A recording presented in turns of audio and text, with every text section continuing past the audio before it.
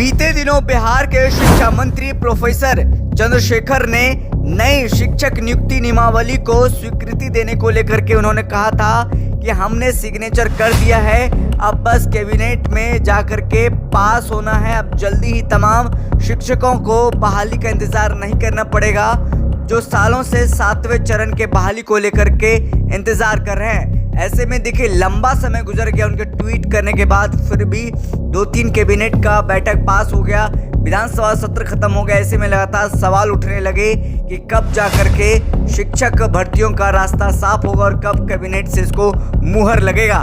तो आज देखिए तमाम शिक्षक अभ्यर्थी के लिए जो इंतजार कर रहे थे बहाली के लिए, उनके लिए बड़ी खबर है। नीतीश कैबिनेट की बैठक में आखिरकार आज नई शिक्षक नियुक्ति नियमावली को स्वीकृति दे दी गई है। पिछले 3 कैबिनेट की बैठक में जो इसकी मंजूरी नहीं मिली थी, अब उसका इंतजार खत्म हो गया है।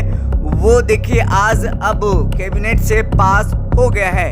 अब राज्य में जल्द ही बड़े पैमानों पर टीचर की बहाली होगी। इसके जरिए 7वें चरण के तहत 3 लाख शिक्षकों के पदों पर सफल अभ्यर्थियों की नियुक्ति प्रक्रिया जल्द शुरू की जाएगी।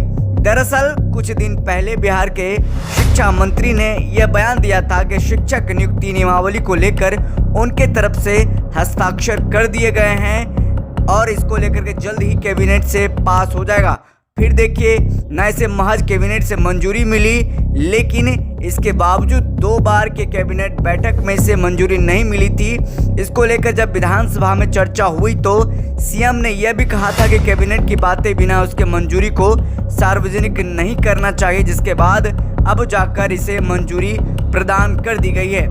मालूम हो कि इस नई नियमावली के तहत 7वें फेज की शिक्षक बहाली इस बार नए तरीके से होनी है। ऐसे में सरकार ने बहाली शुरू करने से पहले नई नियमावली तैयार करवाई है, जिस पर अब कैबिनेट की अंतिम मुहर कैबिनेट से लग गई है। नई नियमावली के प्रस्ताव पर विभाग ने शिक्षा, वित्त, विधि, पंचायती राज और नगर विकास विभाग से सहमति मांगी गई थी। इन सभी विभागों की सहमति मिलने के बाद अब इसे मंजूरी दे दी गई। इसमें महिलाओं को विशेष ध्यान रखा गया है। आपको बताते चलें कि राज्य में शिक्षकों के 3 लाख पदों पर बहाली होनी है, जिसमें एसटीईटी, बिहार टेट और सीटेट अभ्यर्थी शामिल होंगे। लेकिन 4 साल से सिर्फ तारीख पर तारीख मिल रही थी, अब तक बहाली प्रक्रिया शुरू नहीं हो सकी। अब अभ्यर्थी का कहना है कि न जाने आगे और कितना सरकार इंतजार कराएगी और अभ्यर्थियों के भविष्य के साथ खिलवाड़ करेगी। इसके बाद अब उन लोगों को बड़ी खुशखबरी मिली है।